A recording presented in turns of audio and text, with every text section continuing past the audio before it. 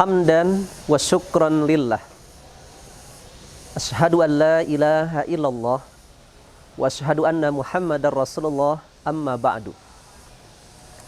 Target dari perintah ibadah saum adalah la'allakum tattaqun, agar kalian menjadi pribadi yang bertakwa.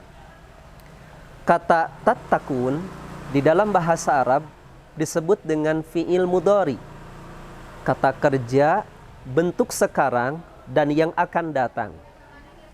Hal ini memberikan pelajaran kepada kita bahwa takwa itu adalah tidak instan, bahwa takwa itu tidak simsalabim, tapi takwa itu harus diusahakan, takwa itu harus diperjuangkan. Dan salah satu usaha untuk menuju derajat takwa adalah ibadah saum. Maka saum adalah tangga menuju derajat takwa. Pertanyaannya adalah, saum seperti apa yang bisa menghantarkan diri kita menuju derajat yang mulia, derajat ketakwaan itu? Anas bin Malik, beliau menceritakan bahwa dahulu ada 3 orang sahabat yang mendatangi istri Rasul bernama Aisyah radhiyallahu anha. Ketiga orang ini bertanya kepada Siti Aisyah tentang bagaimana ibadahnya Rasulullah sallallahu alaihi wasallam. Kemudian Rasulullah sallallahu alaihi wasallam menceritakan kualitas, kuantitas dan kehebatan ibadah Nabi. Setelah mendengar dan menyimak bagaimana kehebatan ibadah Rasul itu, 3 orang ini kemudian merasa bahwa ibadah mereka selama ini tidak ada apa-apanya. Tapi mereka masih memiliki semangat yang menggelora agar mereka juga memiliki ibadah yang luar biasa. Maka satu orang di antara mereka kemudian berencana, saya akan berpuasa dan saya tidak akan pernah berbuka. Kata orang yang kedua, saya akan sholat malam terus dan tidak akan pernah tidur. Kata orang yang ketiga, saya tidak akan menikah dengan perempuan.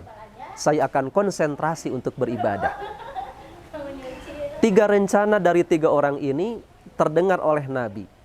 Kemudian Nabi mengkonfirmasi dan kemudian meralat tentang rencana mereka itu. Rasul kemudian meluruskan bagaimana ibadah yang seharusnya. Kata Rasul, wallahi, demi Allah, inni la akhsyakum lillah. Aku ini adalah orang yang paling takut kepada Allah. Wa atqakum lahu. Dan aku ini adalah orang yang paling bertakwa di antara kalian kepada Allah. Lakinni asumu wa uftiru. Tapi aku ini saum dan aku ini berbuka. Wa usalli wa arkudu. Aku juga sholat, tapi aku juga tidur. Wa atazawwajun nisa. Dan aku juga beribadah, tapi aku juga menikahi perempuan. Faman rogiba an sunnati falaysa minni. Maka barang siapa yang membenci kepada sunnahku, barang siapa yang tidak mengikuti sunnahku, falaysa minni, dia bukan termasuk kepada golonganku.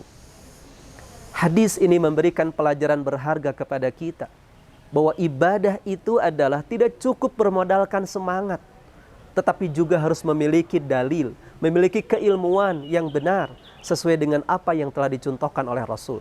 Termasuk saum. Saum yang akan menghantarkan derajat takwa adalah saum yang telah dicontohkan oleh Rasul. Sebab Rasulullah adalah contoh yang paling bertakwa di antara kita, di antara manusia yang ada. Maka saum seperti apa yang dicontohkan oleh Nabi? Ada SOP, ada standar operasional prosedur dalam ibadah saum sesuai dengan yang dicontohkan oleh Rasul kepada kita. Ada 4 hal. Kita singkat menjadi TSMT. T yang pertama adalah tabyid. Tabyid artinya berniat di malam hari di dalam hati kita bahwa besok kita akan melaksanakan ibadah saum. Rasul bersabda, man lam yubayyitis siyam qabla al-fajri fala siyama lahu. Barang siapa yang tidak berniat di malam hari bahwa besok dia akan melaksanakan ibadah saum sebelum datang fajar, maka tidak ada saum baginya. Oleh sebab itu, ketika di malam hari, bulatkan di dalam hati kita, besok kita akan melaksanakan ibadah saum. Yang kedua, artinya sahur. Rasul bersabda, tasahharu fa inna fis sahuri barokah. Bersahurlah kalian, sebab di dalam sahur itu ada keberkahan. Di mana letak keberkahan ketika kita sahur? Di dalam hadis riwayat Ahmad, Rasul bersabda, as-sahur akluhu barokah. Sahur itu makannya adalah keberkahan. Fala tada'uhu. Maka jangan sampai kalian tinggalkan makan sahur itu. Walau ayyajro'a ahadukum jur'atan min ma'in. Meskipun salah seorang di antara kalian hanya meminum seteguk air saja. Fa innallaha azza wa jalla wa malaikatahu yusalluna 'alal mutasahhirin. Sebab Allah Subhanahu wa taala dan para malaikatnya bersalawat untuk orang-orang yang makan sahur. Oleh sebab itu, makan sahur meskipun hanya seteguk air saja, dan itu menjadi keberkahan bagi kita. Bahkan sahur inilah yang menjadi salah satu pembeda antara saumnya umat Rasulullah dengan umat non-muslim. Yang ketiga, adalah menghindari dari yang membatalkan saum dan menghindari yang membatalkan pahala saum. Yang membatalkan saum, makan, minum, dan berjima. Yang membatalkan pahala saum, berkata kotor, berkata kasar, berkata yang tidak bermanfaat, melakukan sesuatu yang sia-sia.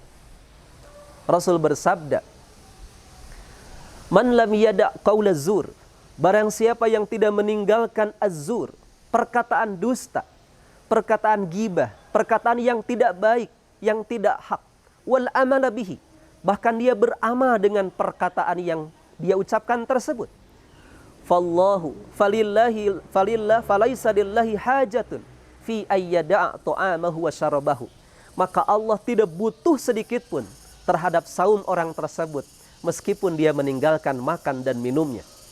Sebaliknya, di bulan Ramadan kita isi dengan perkataan yang bermanfaat, dengan membaca Al-Quran, dengan bersedekah, dengan membantu orang lain, menyediakan untuk orang lain berbuka saum.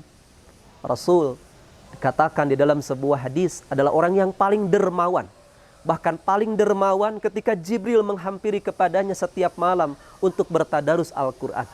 Rasul adalah orang yang paling dermawan di antara manusia. Bahkan tingkat kedermawanannya seperti angin yang bertiup, sangat cepat dan sangat merata. Yang keempat, adalah ta'jil. Ta'jil artinya sifat dari perbuatan mempercepat. Jadi ta'jil itu adalah bersegera untuk iftar, bersegera untuk berbuka. Tentunya kalau sudah waktunya. Jadi kalau sudah waktunya berbuka, bersegera. Itulah yang disebut dengan ta'jil. Rasul bersabda, la yazalun nasu bi khairin ma'ajjalul fitra.